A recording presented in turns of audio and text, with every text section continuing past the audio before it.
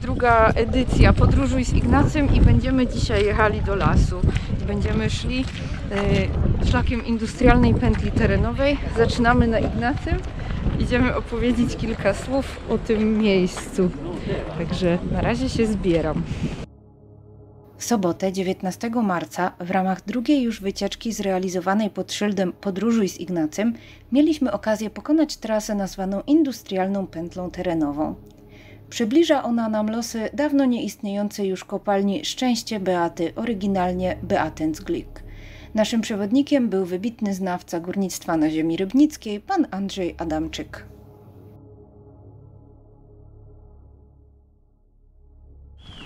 Jesteśmy w lesie, tak by się mogło wydawać, że to jest las. Tam grupa jest za mną. W ogóle znowu przydaliśmy wycieczkę i to jest super, że znowu mamy komplet uczestników. To pokazuje wysoki poziom zainteresowania turystyką lokalną. Ale to są wszystko tereny, na których kiedyś znajdowała się kopalnia Beatenglück, czy no Szczęście Beaty, i to był swego czasu jeden z największy właściwie zakład tutaj w regionie pod względem i produkcji i zatrudnienia. Zamknięto go oficjalnie w wyniku strajku, czy no w każdym razie swoją drogą kończyły się też po prostu pokłady węgla na poziomie 100 bodajże 30 metrów, kolejne byłyby 200 metrów niżej i to już stanowiło problem. No, idzie już grupa. W każdym razie tam, gdzie oni byli, to co dzisiaj się wydaje taką górką w lesie, tam znajdował się po prostu jeden z szybów, bo generalnie po tym ogromnym zakładzie nie pozostało nic na dzień dzisiejszy. Trasa liczy 11 opisanych przystanków, dzięki której zobaczymy pozostałości kopalnianej piaskowni, szybów, tak jak widocznego tutaj szybu Johannes, kantyny i innych obiektów. Niestety, fizyczna pamięć po Beacie to dziś w zasadzie tylko wspomniany już budynek kantyny, z którego w dodatku zniknęły kuple. W lesie znajdziemy pojedyncze fragmenty murów i cegieł, które dawniej tworzyły prężnie działający zakład przemysłowy. Pieszo trasę pokonamy w 75 minut, a rowerem w 25 minut. Długość całkowita trasy wynosi 5,4 km. Pamiętajmy, że jest to czas absolutnie minimalny i z pewnością nie uwzględnia poszukiwań dawnych obiektów przemysłowych w gęstym lesie. Co gadasz? Nie wiem, pokaż palcem. Jakim palcem? Gdzie jest ta kopalnia? Kopalnia została zgłoszona 7 lipca 1856 roku przez Franza Strahlera, posiadacza dóbr rycerskich w Niewiadomiu Dolnym. Funkcjonowała aż do 1 lutego 1919 roku, kiedy to została unieruchomiona. Od dłuższego czasu, podobnie jak w innych niewiadomskich i rybnickich kopalniach, trwał tam strajk. Pracownicy upominali się o swoje wynagrodzenia. Były dwie drogi, tu i tam. Oczywiście szłam tam, żeby zrobić zdjęcia, ale robię je stąd.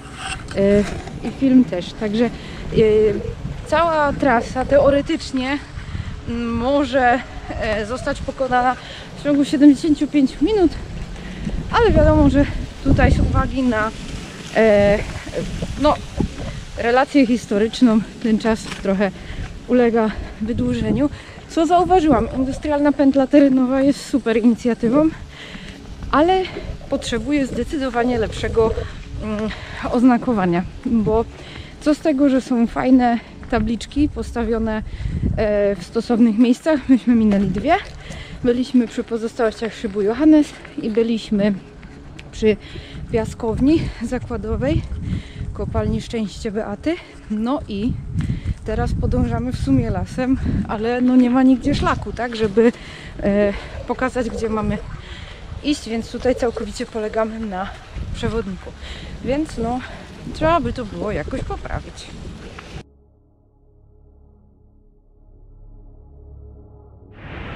Pokazałam Wam przed chwilą tabliczkę Kolonia Beata. Tutaj były 3 familoki ustawione w podkówkę bodajże, ale no nic nie ma, nowe budownictwo, nie chcę po prostu filmować czyjegoś domu, więc no było i nie ma.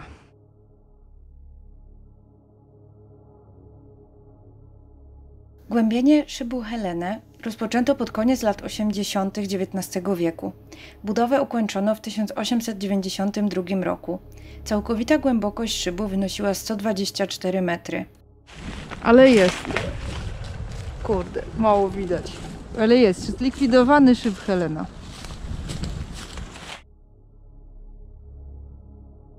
Pod ziemią w specjalnej komorze umieszczono agregat odwadniający. W otoczeniu szybu wybudowano łaźnię robotniczą, kotłownię, budynek maszyny wyciągowej, cechownię, przepompownię wody i kuźnię. Wydobycie ruszyło w 1900 roku. Brendel był jednym z szybów pomocniczych o głębokości 90 metrów.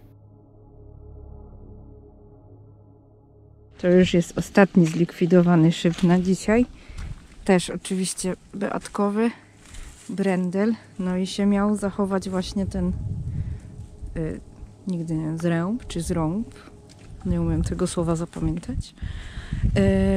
Szybu i fundamenty budynku maszyny wyciągowej. No, więc to jest to.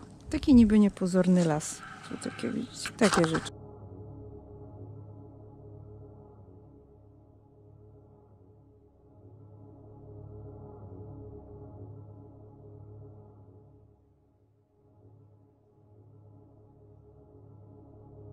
Drążenie szybu północnego Nordschacht rozpoczęto w 1909 roku. Miał on za zadanie wentylację i odwadnianie. Budowę szybu sięgającego 131 metrów ukończono w 1912 roku.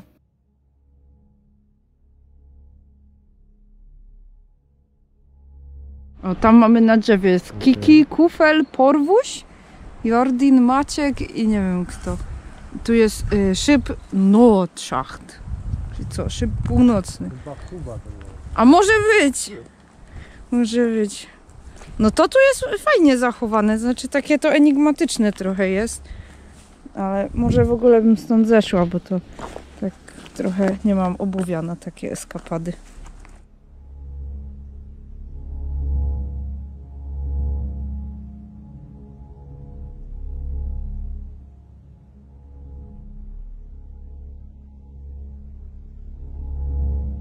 Dobra, w sumie to już tu byliśmy wcześniej, przy Kamiennym Krzyżu Przydrożnym, ale trochę było gęsto i nie zdążyłam go sfilmować, a też jest jak najbardziej elementem pętli terenowej przy Folonii Beata.